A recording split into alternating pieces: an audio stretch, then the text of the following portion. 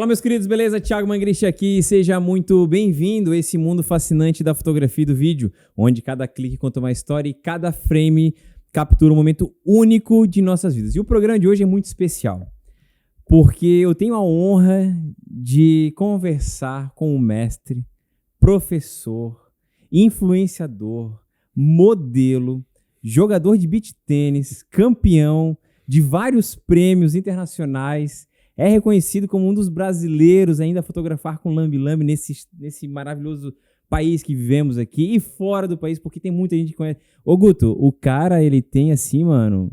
Ele é um mestre dos mestres, né? Que é o que eu conheço, que eu tive a oportunidade de receber o seu conhecimento, para aí sim eu poder compartilhar algo, né?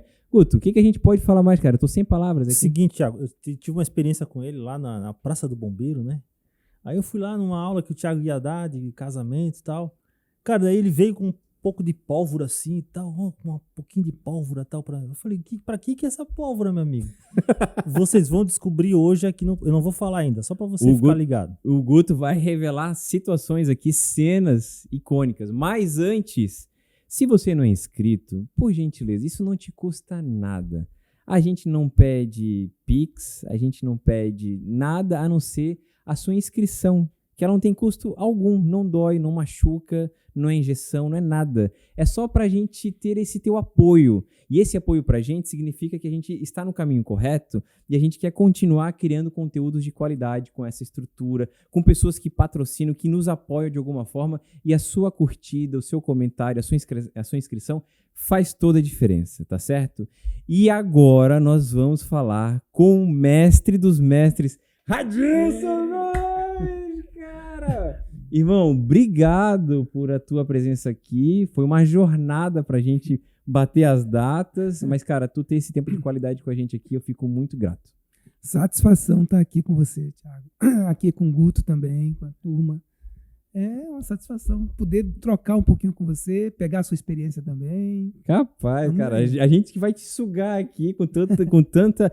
bem, eu acho que a galera, né, Guto, de mais tempo aí, eu acho que quando eu estudava lá em casa, etc., tinha a Barça, né? A Barça com todo o conteúdo da vida, de tudo. Mas hoje a gente tem a Barça, a enciclopédia aqui, da fotografia brasileira, na qual já passou tantos alunos, né? E além, obviamente, dos teus projetos, que a gente vai falar um pouquinho aqui, eu acho que a satisfação de ter uma pessoa que tem um nome reconhecido no Brasil, fora do Brasil, com tantos projetos lindos, né? E a gente vai falar um pouquinho aqui, mas eu queria saber, Radi, como é que a fotografia ela surge? Porque tu não nasceu com a fotografia, né? Mas como é que ela surgiu no teu coração e hoje você lida isso com tanto carinho, com tanto amor? Então, ela surge lá em 87. Você tá 1987, louco, em janeiro de 87, né? Pô, eu nasci em 86, só pra deixar claro aí a idade. Então, cara, ele tem mais... Meu Deus do céu, olha quanta experiência. Em janeiro de 87, eu tava trabalhando no Hospital das Forças Armadas, estava fazendo serviço militar, já tinha passado o primeiro ano de serviço militar e trabalhava no Hospital das Forças Armadas. Recebi um convite do meu chefe para fazer um curso de fotodocumentação científica. O que era isso? Registrar os casos médicos no hospital, que é um hospital geral, um hospital enorme, das Forças Armadas, né, das 3 forças e mais as auxiliares. E eu tive a sorte de fazer um curso de 3 meses com quem? Com o Guilherme Stuckert. O Guilherme Stuckert era um especialista em fotografia documental, registros de casos médicos, sabia da aula, e ele simplesmente foi o tio do Stuckert, do Roberto Stuckert, do Ricardo Stuckert, atual fotógrafo do Lula. Uhum. Então, o Guilherme Stuckert, eu tive esse prazer de aprender com ele, de me encantar com a fotografia através das imagens dele, que além do curso de fotografia, de entrar em sala de cirurgia, fotografar parto naquela época, eu também tive acesso às imagens que ele produziu em preto e branco naquela época lá em Paris, onde ele morou, ele viveu. Então me trouxe esse olhar para o preto e branco, para a fotografia documental, e eu acho que um pouco já começa ali essa pegada. Porque tu tem um viés documental assim muito interessante, até com um projeto que tu sempre apresentou e teve, né, a satisfação de participar, que é a fotografia no SUS, né? Eu queria que tu falasse um pouquinho mais, porque isso eu acho que foi uma coisa muito impactante que rodou o Brasil inteiro, né? Ou talvez até fora, não sei, mas que tem uma pegada, cara, um olhar tão sensível para situações que a gente não vê, não está no nosso dia a dia, né? E você teve uma oportunidade ímpar de documentar com essa experiência toda aí que você teve e trazer o teu olhar. Como é que foi esse projeto? Como que isso surgiu para ti, para ter esse acesso, né? Porque poucos têm, né? De certa forma, é um acúmulo, né, de experiências, de vivências que você vai encaixando. O que acontece? Eu me faço essa formação em fotografia em 87, mas passo um tempo fotografando de tudo um pouco, até casamento, algumas. E essa fotografia mais documental ficou ali latente, parada, até que eu me formo a primeira vez. Eu me formei primeiro em administração hospitalar, até pela área que eu estava no hospital. E depois, com o tempo, eu me formei também em História, licenciatura em História. E quando eu chego no Ministério da Saúde, eu me formo, passo no concurso, passo para a Polícia Federal, Rodoviária Federal e Ministério da Saúde para ser administrador. Eu optei pelo Ministério da Saúde. E quando eu entro no Ministério, eu comecei a observar que existiam muitas campanhas nas paredes, imagens de campanhas de vacinação, de intervenção nas unidades de saúde, mas sempre utilizando imagens de banco de imagens com biotipo totalmente artificial, aquele banco de imagens que eram imagens produzidas para a saúde pública, sendo que não era saúde pública. Então sempre tinha ali aquela vontade, eu falava assim, poxa, se eu pudesse fotografar o SUS, fotografar como ele é, de dentro para fora, eu faria isso. Eu gostaria de estar fazendo isso. Isso era 94. E em 97, aí eu entrei na área de capacitação do Ministério da Saúde. Aí comecei a me formar, era uma área de formação de gerentes, então eu tive que me capacitar também para poder dar aula, para poder também desenvolver gerentes, desenvolver a instituição, capacitar o pessoal do Ministério. E nisso eu começo meu chefe me solicita para preparar um curso de fotografia para oferecer para os auditores e para o Fundo Nacional de Saúde. O Fundo Nacional de Saúde, ele administra cerca de...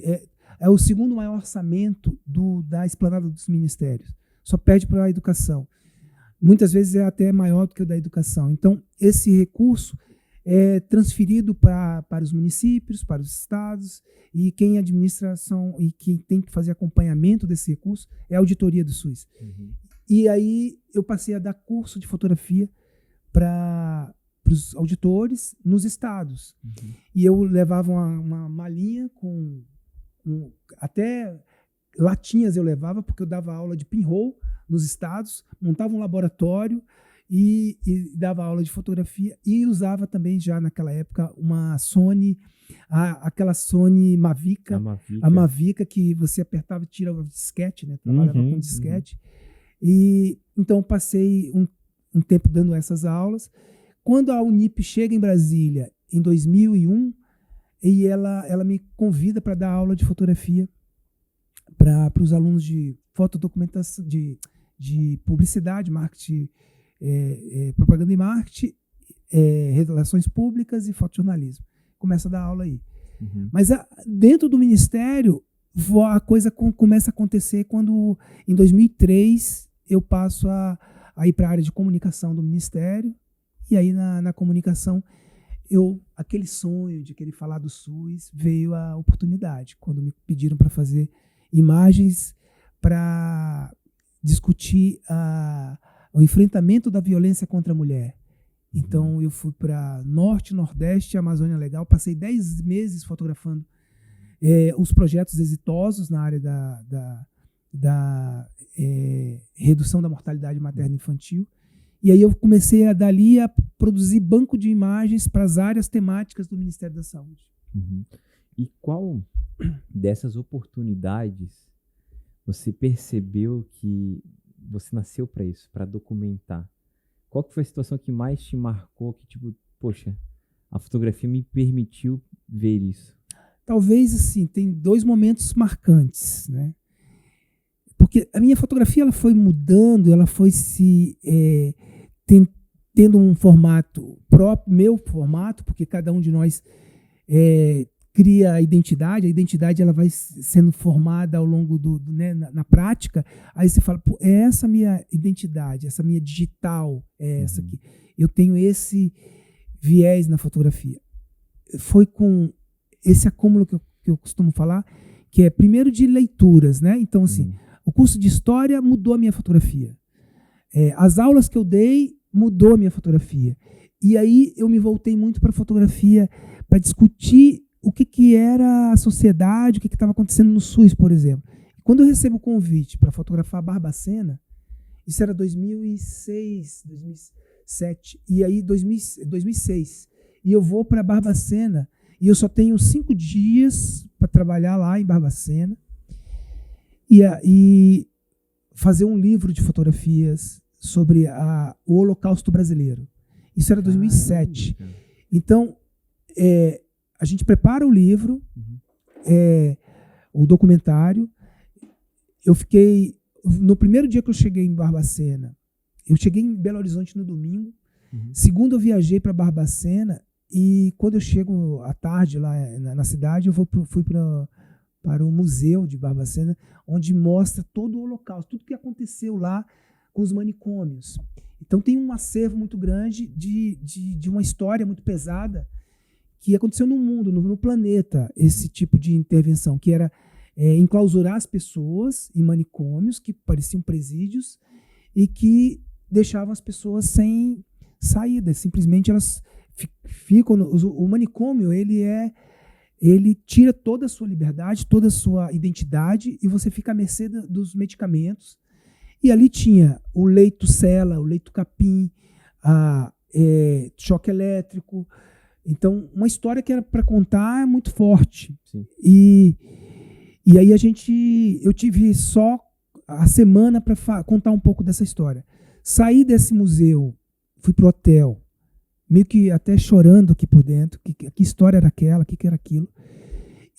Mas eu fui, na verdade, convidado para mostrar que já o governo estava trabalhando, o Estado, o país estava trabalhando há 5 anos com um projeto chamado Programa de Volta para Casa, que as pessoas estavam sendo deshospitalizadas, saindo dos leitos de manicômios, indo para residências terapêuticas na cidade, retomando a cidadania, saía tomando 20 medicamentos diariamente e, com o tempo, começava a tomar 4, 5 medicamentos, porque a idade precisava de hipertensão, diabetes, mas para controle mesmo, não precisava de 20 medicamentos, mas estavam lá dentro do... Porque um leito de manicômio, ele consome 6 vezes mais de recurso do SUS do que um leito normal. Então, assim, é muito caro. Sim. E a indústria farmacêutica aprecia muito essa coisa da internação, porque ela vende muito medicamento, para o SUS principalmente. Então, eu estava ali contando essa história. A história de deshospitalizar, de pessoas que saíram do manicômio e estavam levando uma vida normal. Então, eu tentei mostrar, fazer fotos reais de um SUS que está acontecendo, que está na ponta. E esse trabalho virou um livro, uma exposição. Um psiquiatra do Rio de Janeiro, da Fiocruz, mandou esse meu material para Nova York, para a Universidade de Stony Brook, que me convidou para ir para Nova York expor lá. E eu fui em 2007, fui fazer a exposição, passei 12 dias lá. E de lá a exposição e o material que a gente deixou lá para expor foram os 50 anos da Universidade de Stony Brook. Esse material foi convidado para ir para Vancouver, no Canadá. A exposição foi para Vancouver, uma galeria de arte administrada por ex-internos do manicômio, então ex-malucos, cuidavam da galeria. De lá foi para a Universidade do Oregon, Anos depois eu recebi, já estava em Floripa, eu recebi o material todo que sobrou na minha casa. Eles acharam meu endereço e me devolveram todo o material, o portfólio o livro de assinaturas, por onde percorreu essa exposição. Eu costumo dizer, Thiago, que um projeto puxa o outro, puxa o outro. Então, assim, primeiro veio do Brasília em 3x4, 2004, depois vem esse de Barbacena. Na sequência, eu fui convidado para fazer as fotografias do Mercosul. E a gente chamou o livro de Mercosul, por onde passa a saúde. Cara, Aí eu falei pra caramba, desculpa aí. Cara, não, mas eu tô aqui apreciando porque a gente trabalhou por muito tempo, né, lá na escola, que tu me convidou, tu me formou como um professor, como um compartilhador, que foi onde eu aprendi contigo o que é o professor e o que é o compartilhador, né? E o ato de professar e o ato de compartilhar. E essa história eu não tinha escutado ainda. A gente conversou de tantas coisas nesses anos todos lá junto, que me impactou, porque é bem como tu falou, quando tu tem uma dedicação a um projeto, tu não tem noção do quanto ele pode rodar o mundo, o quanto ele pode impactar as vidas das pessoas, que provavelmente te impactou, porque nesse projeto tu foi sozinho, tu teve alguém que te auxiliou na fotografia? Na verdade, na fotografia não, eu fui sozinho, porque assim, a área temática, né, do Ministério da Saúde, ele é dividido por atenção básica, atenção especializada, são várias áreas. E a área da atenção básica, da saúde mental, me convidou para fazer esse trabalho. Então, eu tinha lá a coordenadora, a Ana Amistalden. Ela conhecia, ela é especialista na área. Então, ela conhecia. Eles queriam que eu fizesse os 5 estados, 5 regiões do Brasil. Não tinha tempo. Tinha que escolher só um estado e uma cidade simbólica, que foi Barbacena. A gente, então, vamos fechar em Barbacena. E ela ficou de ir comigo, ela foi comigo na questão técnica. A rádio é isso. Então eu tive que, primeiro, para fazer esse trabalho, eu tive que ler um pouco sobre a saúde mental, eu tive que ler sobre o programa de volta para casa, eu tive que me capacitar com ela, perguntar para ela como funcionava, para poder chegar nas pessoas, chegar nos hospitais, chegar no ambiente e já introjetar, entrar na minha veia o que eu ia viver, né? Então, o que acontece? Eu costumo dizer para os alunos assim, leiam muitas imagens e se envolvam com tudo que você estiver lendo vai passar pela sua fotografia. Tudo que você estiver vivendo, todo mundo que você estiver abraçando, que você estiver apertando, se conectando, vai passar por sua fotografia, né? Você vai devolver para a sociedade tudo que passou por você, mas através das imagens. Então é interessante você se envolver. Quando você pega um projeto, abraça o projeto, leia sobre ele, leia sobre o ambiente, porque as imagens chegam para você. Quando você vai olhar no clique, você, lá vem. E vem também muita composição de imagens que você andou lendo. Também costumo dizer que composição é como se você tivesse... A fotografia, ela necessita de leitura. Você tem que olhar para uma fotografia e pensar que você está lendo imagens. Eu estou fazendo mestrado. Se eu estou fazendo mestrado, eu tenho que ler vários livros, né? E eu tenho que fazer uma apresentação para a turma. Eu vou fazer uma apresentação, vou falar sobre psicologia infantil. Mas aí eu vou ler 5 autores sobre psicologia infantil e vou pegar a síntese de cada um desses autores e apresentar para a turma. Quando eu faço isso, eu tenho uma síntese, mas é minha. E aí, quando você faz isso na fotografia também, quando você lê várias imagens de vários autores, as suas imagens, a do cara que faz fotografia de casamento, de fotojornalismo. Quando você lê bastante imagem, as imagens na hora do clique, elas estão chegando de outros, sabe? De outras fontes onde você bebeu, né? E eu acho que foi um pouco isso que aconteceu em Barbacena. Eu já vinha dando aula há muito tempo, lendo muitas imagens de Cartier-Bresson, de Sebastião Salgado. Então, essas são as inspirações que eu tive. E aí, na hora de sair as fotos, elas acontecem. Cara, eu acho isso incrível, porque assim, tu tem essa sensibilidade, tanto aquele pôster gigante lá daquela escola no Haiti, acho que é no Haiti. Né, que tu também fez um documental para aquela região, enfim. eu sempre deu para perceber essa tua sensibilidade pelo próximo, né? Teve uma época da minha vida que eu estava numa situação bem complicada, tu me deu essa oportunidade de fazer o marketing lá na época da escola, tu trouxe isso de uma forma tão assim natural e saudável, no sentido, cara, ó, vem aqui, vamos tentar, sempre agregando, né, valores para que o teu projeto, que talvez era de compartilhar, e aí eu queria que tu falasse um pouquinho como surgiu a Câmara Criativa, que despertar foi esse que tu teve de educar pessoas, de compartilhar a tua vivência de projetos como esse e tantos outros, mas que talvez o intuito maior ainda, eu acho que é passar o conhecimento, né? Passar adiante tudo isso que você comentou de, poxa, né, a gente se alimentar de outras fotografias, de outras pessoas e tudo mais, mas o teu objetivo principal e como que isso nasceu, qual que foi o estalo, tipo, mano, não é, eu sei que não é, vou montar uma escola, vamos lá, não, acho que não é assim, mas surge isso, como que foi para ti e como que é esse projeto hoje?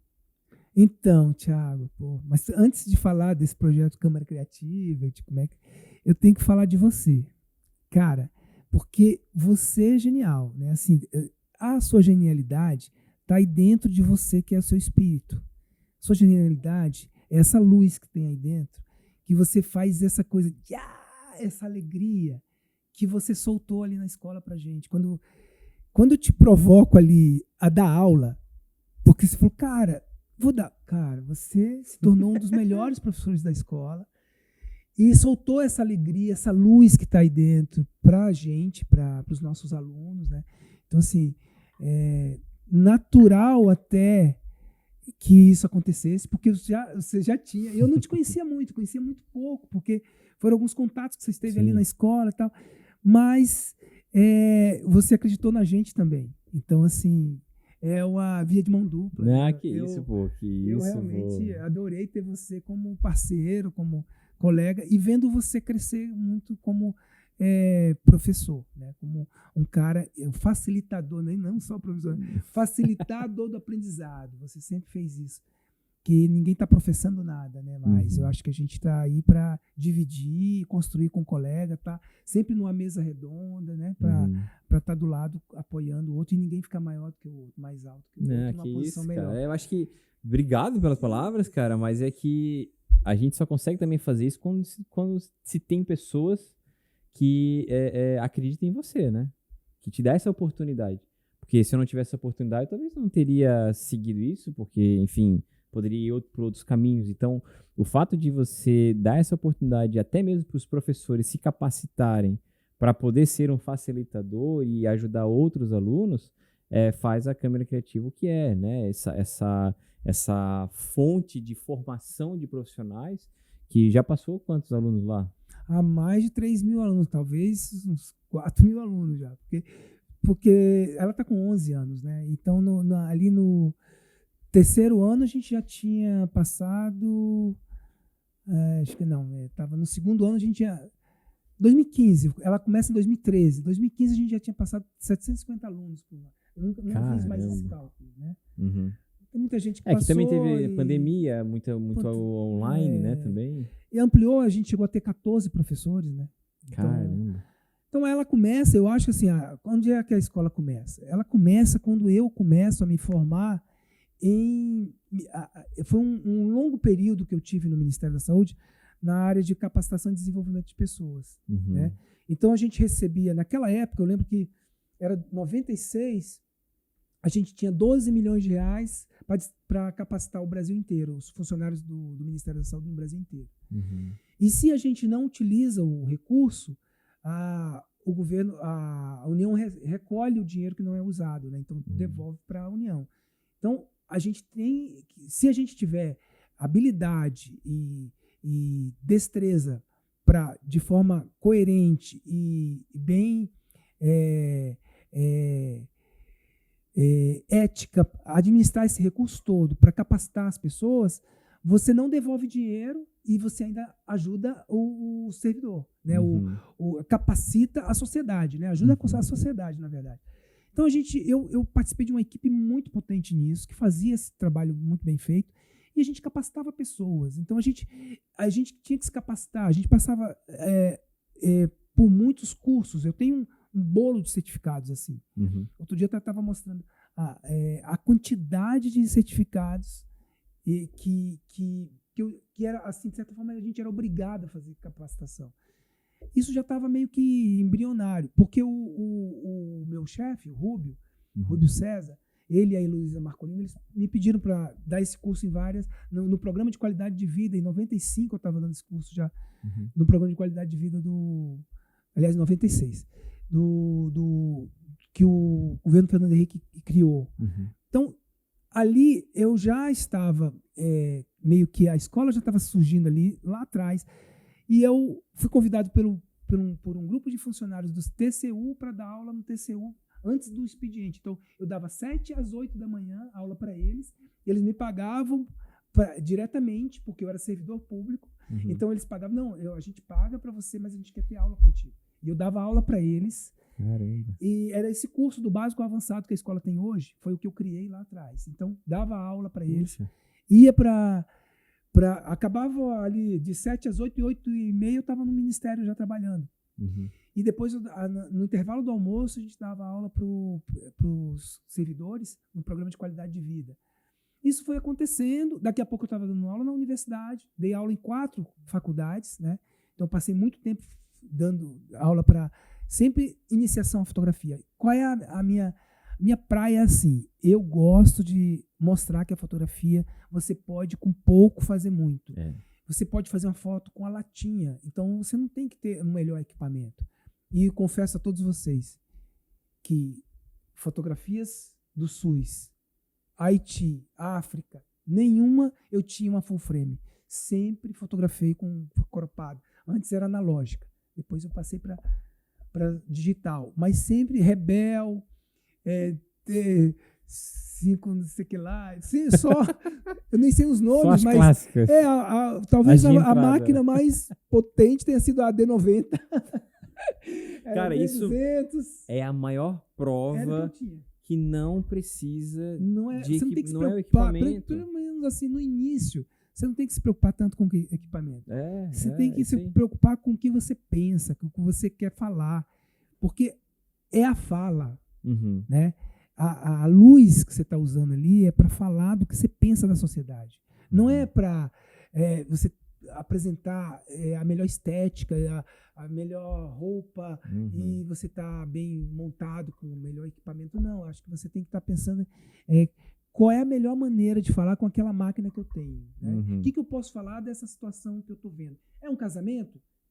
Como é que eu posso contar, narrar esse casamento de forma coerente dentro do material, com o material que eu tenho, né? Sim. Então, essa coisa como é que acontece a escola? Ela vai acontecendo com isso, porque quando eu conheço a Luíla e a gente monta a escola, ela tinha, parte dela veio com a capacidade que a Luíla tem de vender curso, de organizar, de cuidar lá dessa parte administrativa que eu não tenho, né? E eu não poderia, porque eu sou servidor público, então eu, como servidor público federal, eu não posso ser dono de escola, gerenciar a escola, não posso ser sócio, mas não posso ter esse papel. Mas eu tinha sempre dentro aquela formação de formadores, né?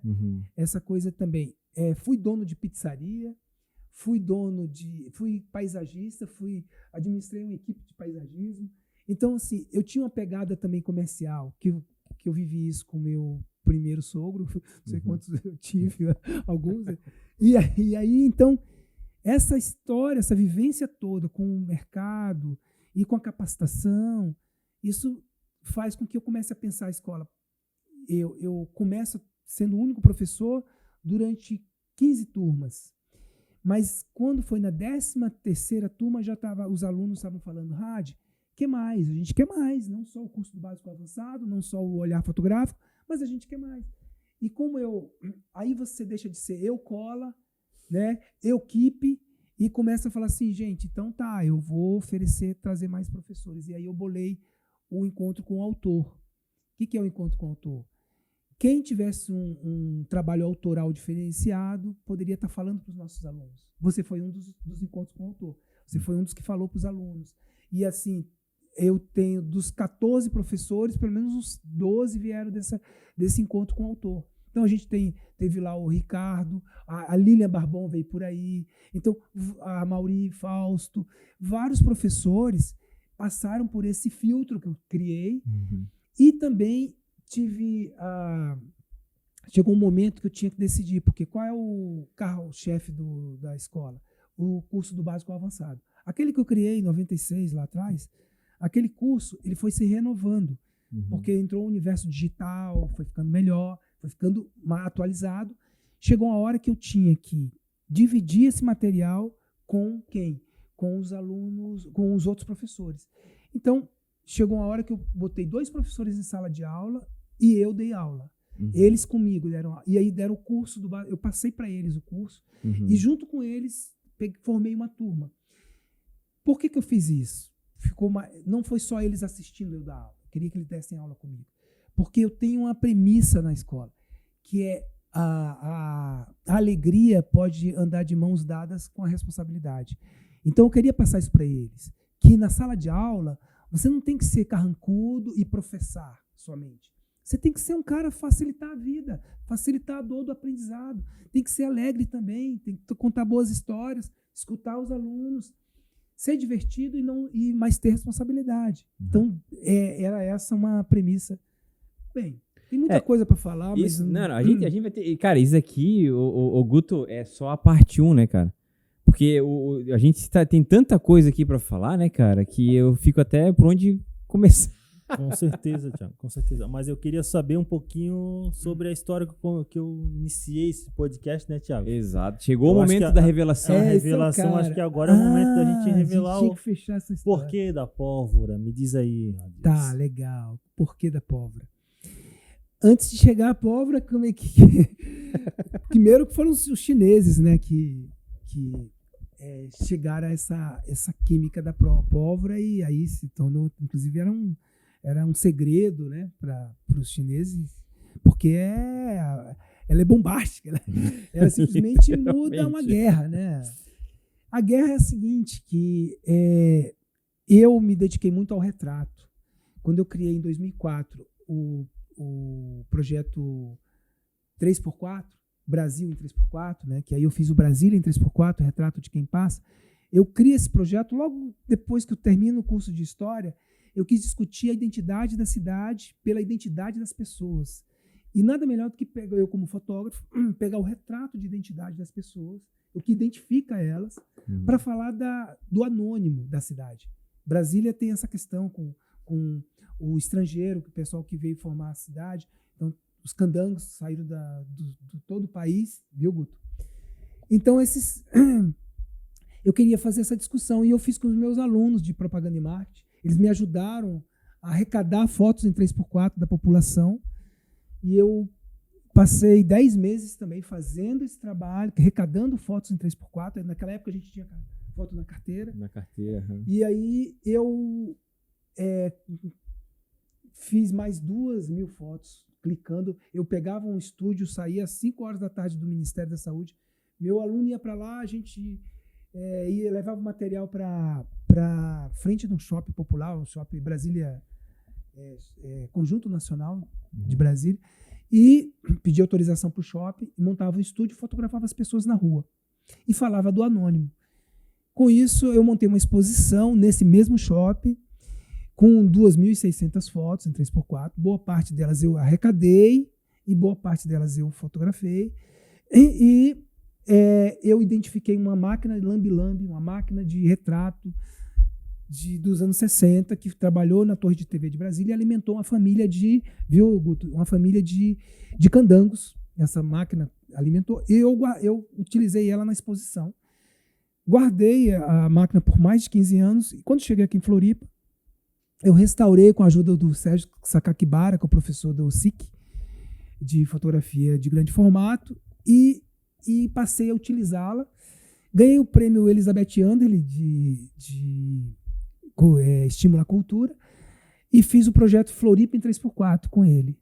No final já do projeto, estava finalizando, já tinha mais de 800 fotos, identifiquei uma outra máquina de 108 anos, uma máquina Bernard, uma máquina clássica de fotografia lambe-lambe, estava lá no Parque Municipal de Belo Horizonte, consegui comprar essa máquina, restaurei detalhes nela, porque ela estava perfeita, e com isso eu pedi para nosso professor Fred, que ele é um artista, né? O ele Fred é o professor Pardal, né? É o professor Pardal. Grande Fred, grande abraço, tá? Esse é um Fred. queridaço, né? Queridaço.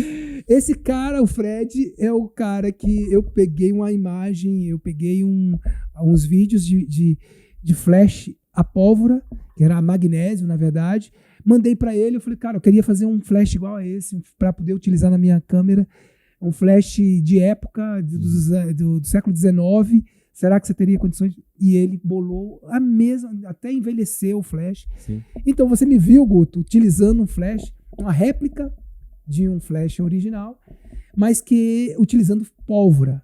E você viu a pólvora realmente... Não, foi sensacional, porque criou-se uma expectativa, né? E quem tava do lado de fora viu aquele clarão, aquele pá e tal. Cara, isso foi muito sensacional. E o que eu sempre gostava, assim, de ver a tua energia, né? De colocar para os alunos, cara, é assim, como é que faz? Olha o passarinho do rádio e tal. Tinha um passarinho lá que a galera ficava olhando o passarinho e tal, assim, bem a moda antiga, né? Olha o passarinho, né? Surgiu aqui, porque o passarinho ficava lá em cima. Até por sinal, o editor, coloca a imagem de uma lambe-lambe aí, ó, pra gente poder, a galera que tá aí, essa juventude, que ainda não sabe o que é uma lambe-lambe, ó, essa é uma lambe-lambe na qual o Radilson fotografou, que o Guto viu lá em a pólvora e tal. E eu acho muito massa que tu sempre trazia essas experiências, né? E traz ainda, né, pros alunos, enfim.